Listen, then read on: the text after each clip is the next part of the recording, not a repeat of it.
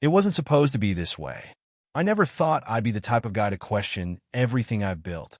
I've spent 30 years in this small town, working hard at the garage, fixing cars, and taking care of my family.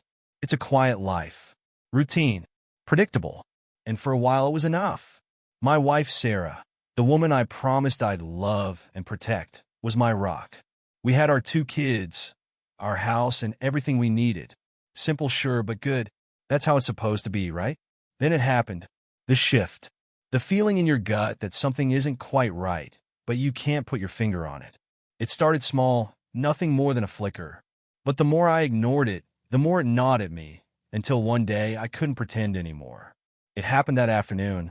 I had just finished up with a customer at the shop and was walking back to my truck when I saw her car pulling out of the driveway. She was driving fast, too fast for someone just running errands, and she didn't even look back. No wave, no smile, nothing. I stood there, frozen for a second. She saw me. She had to have, but she didn't stop. She didn't slow down. I'm not stupid. That wasn't the Sarah I knew. She wasn't in a hurry. But there she was, leaving me without a word, just like that. It hit me then, the realization that I hadn't seen her like this before. She'd always been distant lately, but this felt different. And there was something about the way she left that stung in a way I couldn't ignore. I slammed my fist into the side of the truck, the sound of it loud against the quiet. I stood there for a while, watching her car disappear down the street. I don't know why, but something inside me told me that I wasn't just overthinking things. This was real. Something was wrong, and I was finally going to have to face it. The days that followed didn't make it any easier. Sarah and I had been married for over a decade, and things had always been solid. She was quiet, a bit reserved, but that was part of who she was. I never questioned it. I was fine with it. We had our life. But then, she started coming home later and later. First, it was just a few nights here and there. She'd say it was work, or she was helping a friend out, nothing out of the ordinary. But then the excuses started stacking up. Another late night at work, she'd say. Just a few more emails to catch up on. The first couple of times, I let it slide. I figured she was stressed out, working hard on something important. But it became routine. The late nights turned into weekends where she'd have to stay late for a project. It wasn't like her. She'd always been home for dinner, at least. We'd sit together, talk about the kids, talk about our day. But now, there was always something else. And she wasn't the only one changing. I noticed her clothes were different. Fancier, tighter. New dresses, new shoes that I didn't recognize. The kind of clothes she'd never worn before. I didn't question it at first. I told myself she deserved to treat herself. But I wasn't an idiot. Something was shifting in her that I couldn't explain. I didn't say anything right away. I wanted to believe it was just me overthinking things. I didn't want to be the jealous, insecure guy. But the little things were piling up, and I couldn't push them away anymore. The moment I finally realized something was wrong came when I walked in on Sarah one night, sitting on the couch, her phone in her hand, her face tense. It was late, past 10 p.m., and the house was quiet. The kids were asleep, and I was just finishing up some work in the garage. When I came in, Sarah didn't even look up at me. She was too focused on her screen. I tried to shake it off, but my gut was screaming. Something about the way she was looking at her phone, too guarded, too secretive, set off every alarm in my mind. The last few weeks had been a blur of silence and excuses. But this felt like a red flag. I didn't even know why I asked. Maybe it was the anger building up, maybe the frustration that had been simmering beneath the surface. But I couldn't let it go any longer. "Who's texting you?" I asked, trying to keep my voice calm, though it was a struggle. She froze, a look of panic crossing her face for a split second before she hid her phone under the blanket. "Nothing," she said quickly, her voice too high-pitched. "Just work stuff. You know how it is." I didn't buy it. Not for a second. I hadn't been born yesterday. But I didn't press her then. I didn't shout or accuse her. I didn't say anything. I just nodded and turned away, but the feeling in my chest wouldn't go away. It just kept building. Something inside me snapped that night. I was tired of wondering, tired of second-guessing every damn thing she said. I had to know the truth. So, I made up my mind to figure it out. The next morning, I acted like everything was fine. I went to work, fixed cars, did what I always did. But my mind was racing. Every minute that passed, every time I saw her scrolling through her phone, it ate at me. The way she avoided my questions, the way she seemed uncomfortable around me. I didn't need to be a detective to see something was up.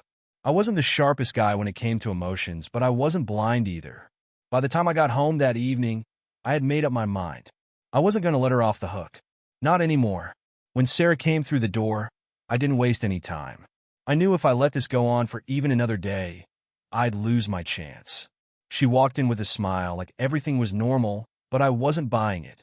I stopped her in her tracks before she could even take her coat off. "We need to talk," I said, my voice firm low.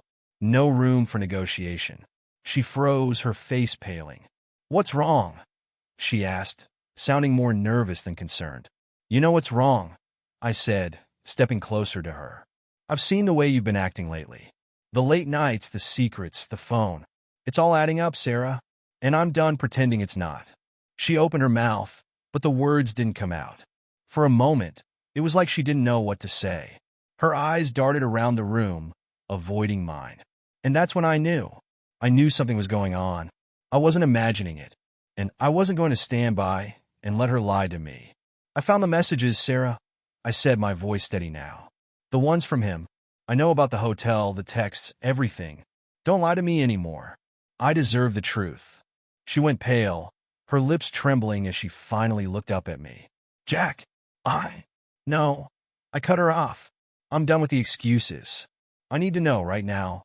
Who is he?" I waited until after the kids were in bed, and the house had settled into its usual quiet. Sarah was on the couch, scrolling through her phone like nothing was wrong. For a moment, I just stood there, watching her, thinking about all the years we'd been together, the family we'd built, and the trust one thought we had.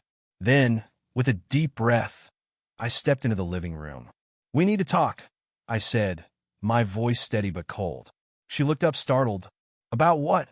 she asked, feigning innocence.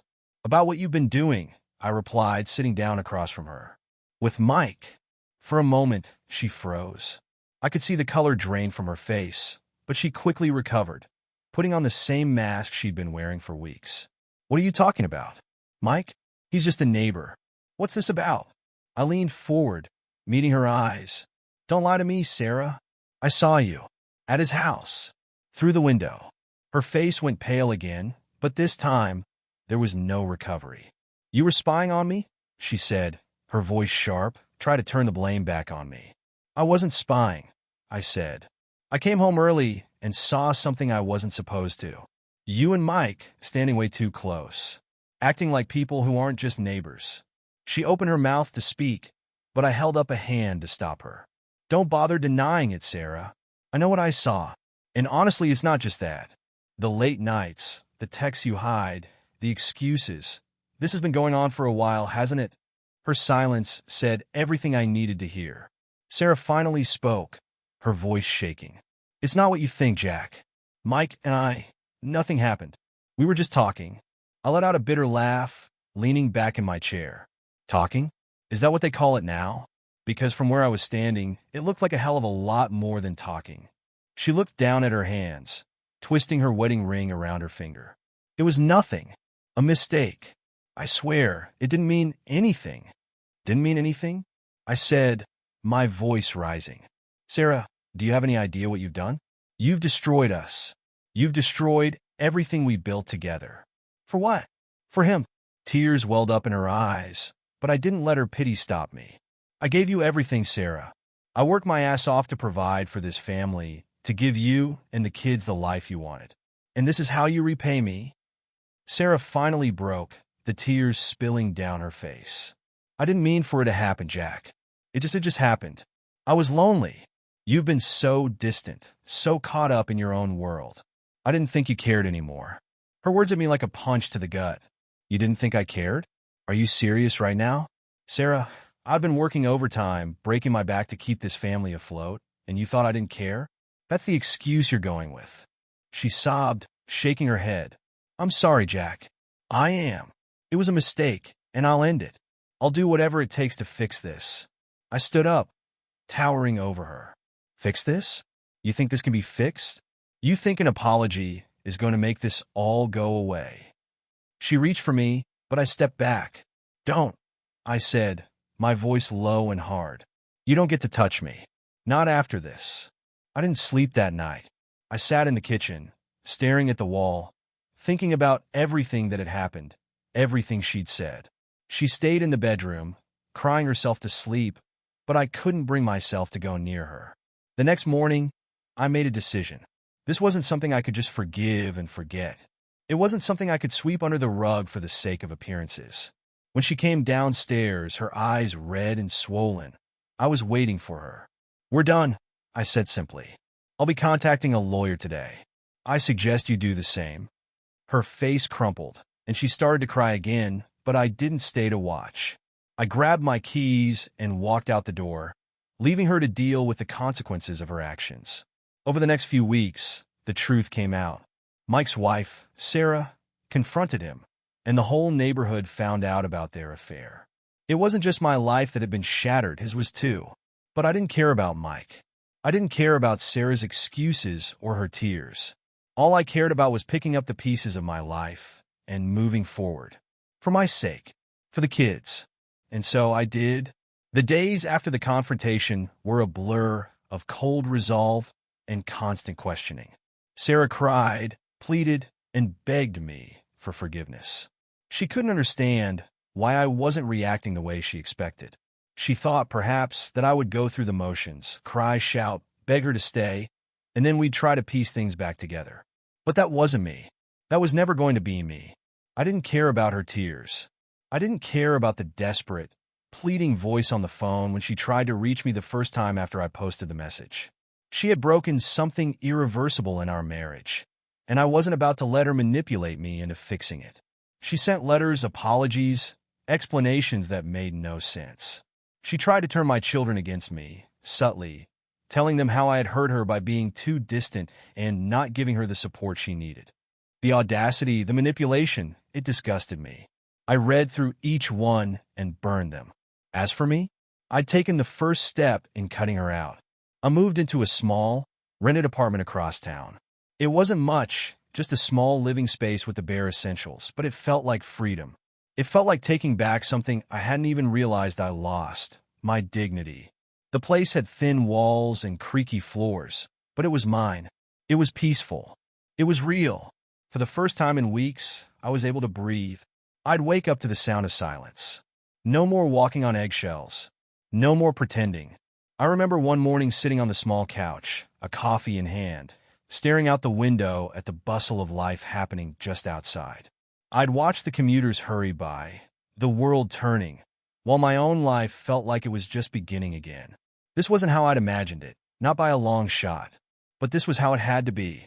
Now, it wasn't enough just to leave Sarah emotionally. She needed to feel the full weight of her actions.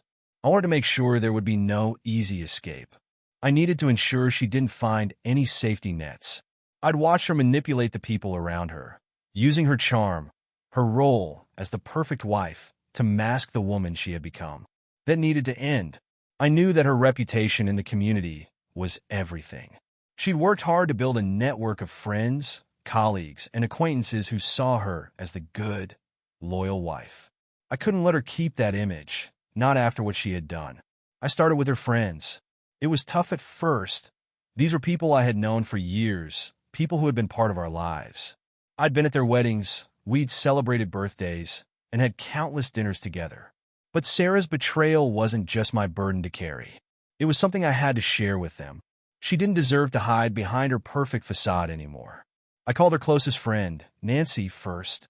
Nancy had been Sarah's confidant for years, someone she'd leaned on during tough times. I didn't waste time with pleasantries. I laid it out. "Nancy, I need you to know the truth about Sarah. She's been having an affair. You've been lied to for months. And I think you need to hear it from me, not her." There was silence on the other end. Then came the shock, the disbelief in her voice. Nancy didn't know what to say. I didn't let her off easy either. I told her everything. The late nights, the constant distractions, the fact that Sarah had been sleeping with another man. I made sure Nancy knew the full picture. No sugarcoating, no trying to protect Sarah anymore. I wasn't going to shield her. I did the same with a few other mutual friends, ensuring they knew that what had happened wasn't some mistake. It wasn't a simple affair. This was betrayal, plain and simple. I didn't want Sarah's world to stay intact. I wanted her to feel the same isolation I felt, the same anger and hurt I was living with. It felt good, too good, and that was what scared me. Sarah had built an entire public image around our perfect family.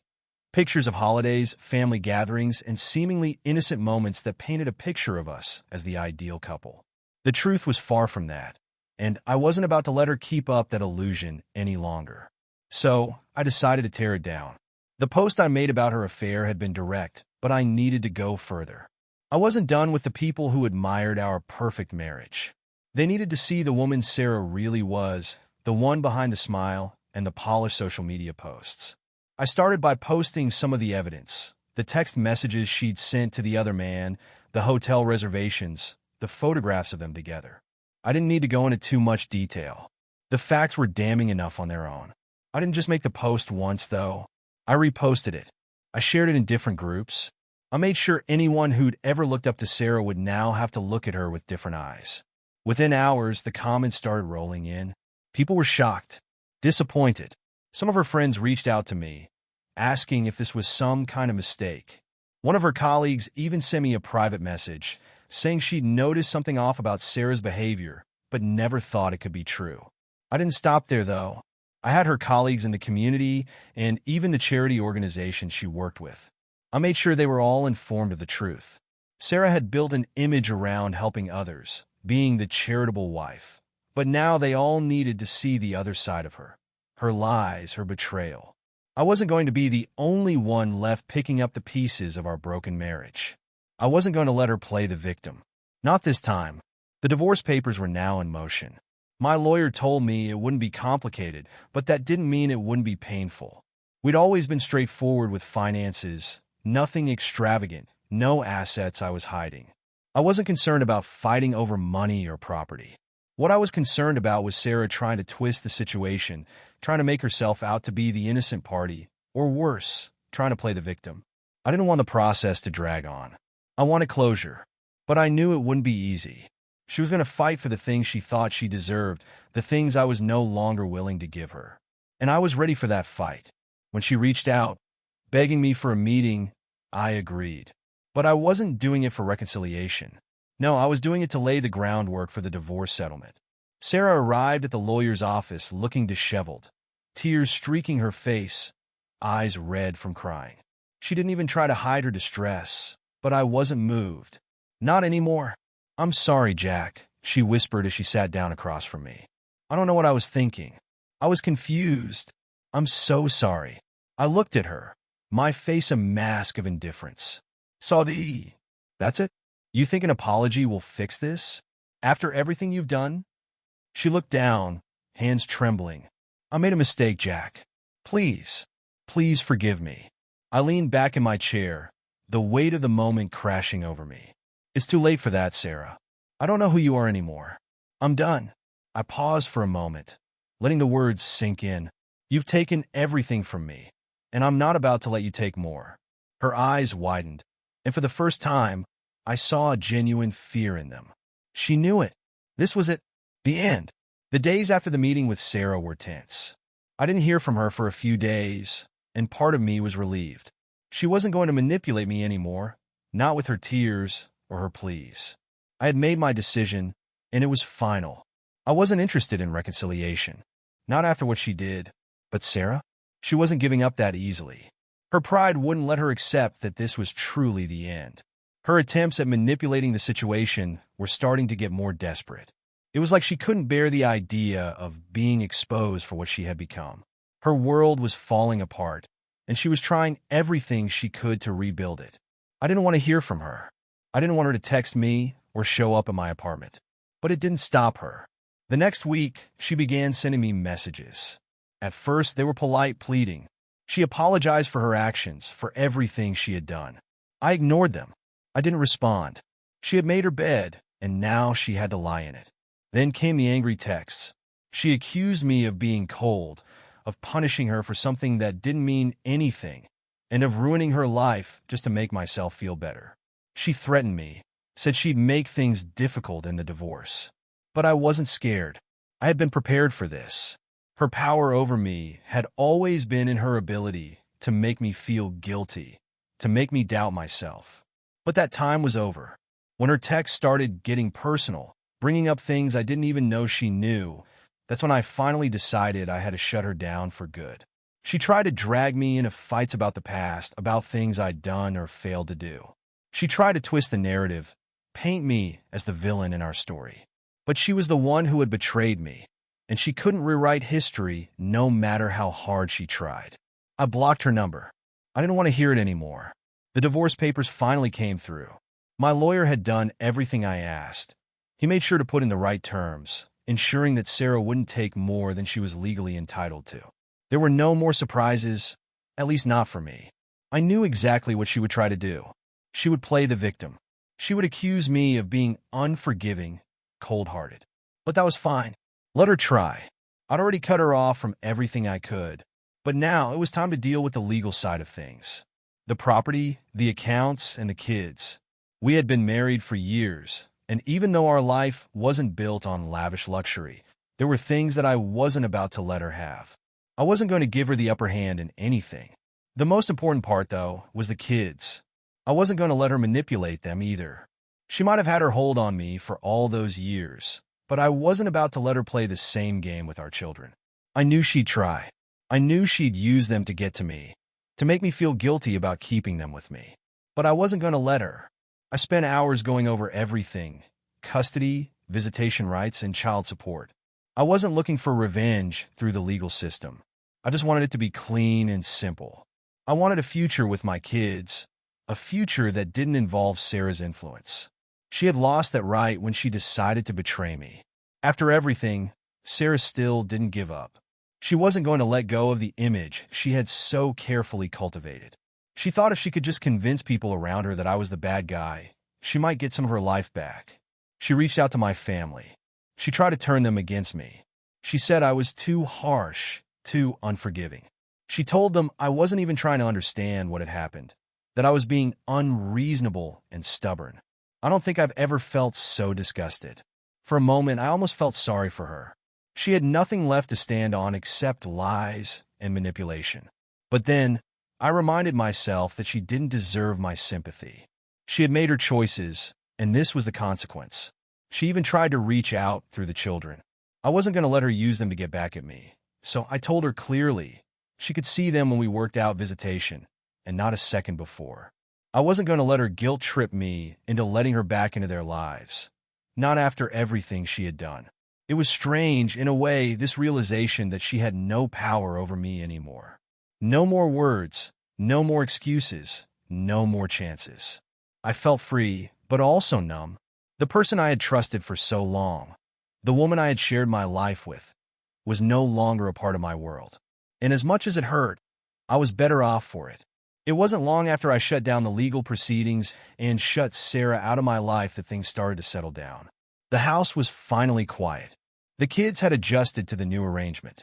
There were still moments when it stung, the hollow feeling of missing the life we once had, but I was getting better at living with it. Sarah, on the other hand, wasn't doing as well. I wasn't sure how her life was falling apart, but from the whispers I heard through mutual acquaintances, I knew she wasn't doing too great. People had started to see through her act. It was becoming clear that the facade she had built, the image of the perfect wife, the perfect mother, was all a lie. She couldn't hide behind her charm anymore. At first, I didn't care. I was done with her. But then one day, I heard something that made me pause. It was a rumor that had made its way to me through a friend. It was about Mike, the guy she'd been seeing. Apparently, things weren't going as well as she'd hoped. He had cut ties with her after everything came out. She had lost him, just like she had lost me. And in that moment, I realized that she had nothing left to cling to. She had built this whole life on lies. She had destroyed everything for a fleeting, selfish desire. And now, everything was crashing down around her. But I wasn't going to gloat. I wasn't going to rub her face in her failure. I was beyond that now. I was focused on rebuilding my life, moving forward, and finding peace. If Sarah had learned anything from all of this, it was that life doesn't wait. and the consequences of her actions were irreversible. The days after the divorce were a strange mix of relief and grief. For the first time in years, I had control over my own life again. No more pretending. No more lies. I was free. The kids and I found a rhythm. It wasn't easy at first, but I made sure they knew they were loved and that I would always be there for them. The quiet moments when we sat together, watching a movie or just talking, made everything worth it. And then there was me. I started doing things for myself, things I had forgotten I enjoyed. I went back to the gym, spent time on my hobbies, and reconnected with old friends. I even started dating again, though I wasn't sure where that would lead. It wasn't about finding someone new to fill the void. It was about rediscovering who I was. Sarah had taken so much from me. She had taken my trust, my love, my life. But what she couldn't take was my will to move on. I would rebuild, piece by piece, and I would do it better than I ever could with her. I had thought I was done with Sarah. I had moved on. I had shut that door. The divorce was final, the legal wrangling behind me, and I was moving forward with my life. The silence of the apartment, the calm evenings spent with my kids, the peace that came with not having to deal with Sarah's games anymore. It felt like freedom. For the first time in what seemed like years, I could breathe. But just when I thought I could finally start to forget, just when I thought it was all over, something happened that made me realize I wasn't done with Sarah yet, not by a long shot. I was at work one morning, deep into a project, when my phone buzzed with a message from an unknown number. I was used to the occasional spam call, so I almost ignored it. But then I saw the name on the screen, Sarah. My heart skipped a beat, and I froze for a moment before opening the message. It was short, just a few lines, but those lines hit me like a punch to the gut. Jack, I've made a terrible mistake. I can't live with what I've done anymore. I need to talk to you. Please. I stared at the message, my stomach tightening. It had been weeks since I'd last heard from her. I'd put the past behind me, or so I thought. But the fact that she was reaching out again, it wasn't just an attempt to apologize. There was something else there. I could feel it. I didn't respond right away. I sat there for a long time, my mind racing. What did she want now? What could she possibly say to me that would make any difference? For a second, I almost blocked the number, wiped my hands clean of the whole situation. But then something inside me stirred. I had every right to know what was going on in her life. If she thought she could just come back into mine, I had to be prepared. So I replied, just one word, why? I sat back, waiting. I could almost feel the tension in the air. Sarah took longer to respond than I expected, but eventually, her message came through. It's about Mike. That name again. Mike. The man she had thrown me aside for. The one who had shattered everything I thought I knew. And now she was bringing him back into the picture. I couldn't understand it. I'm not who I was when we got married, she continued. I was lost. And Mike, he helped me feel seen. But now I see everything differently. I've realized the truth. I never should have left you. I couldn't help myself. I sent another message, my fingers shaking. What's going on with Mike? There was a long pause before she responded. When the message finally came, it was short, almost desperate. He's gone, Jack. He's not who I thought he was. I found out the hard way. I read it again. Not who I thought he was. Suddenly, I wasn't sure whether to feel sorry for Sarah or to feel vindicated. But there was something else in that message, a deep, raw honesty. The kind of honesty that had been missing all this time. I didn't want to engage with her. I didn't want to listen to her excuses, to her explanation. But at the same time, I was curious. Part of me wanted to know what had happened to her. Part of me wanted to understand what she'd been through, even though I knew I would never trust her again. So, against my better judgment, I agreed to meet her. It wasn't for closure. It wasn't because I wanted her back. It was just to hear her out, to find out what had really happened. The cafe she suggested was the same one we had gone to years ago, the one where we spent countless Sunday afternoons, sipping coffee and talking about our dreams. I didn't want to go there, didn't want to revisit those memories. But I did it. When I arrived, she was already sitting at a table by the window, her face pale, her hands nervously twisting the cup in front of her. I couldn't remember the last time I had seen her look so vulnerable, so stripped of the woman she'd once been. I sat down across from her, but I didn't say anything at first. I wasn't going to rush this. I wasn't going to let her manipulate me again. Finally, She broke the silence. I know you don't want to hear this, but I need you to know everything. I nodded. I wasn't sure if I wanted to hear it, but I owed it to myself to know. I went into this whole thing with Mike thinking he was what I needed, Sarah began. But I was wrong.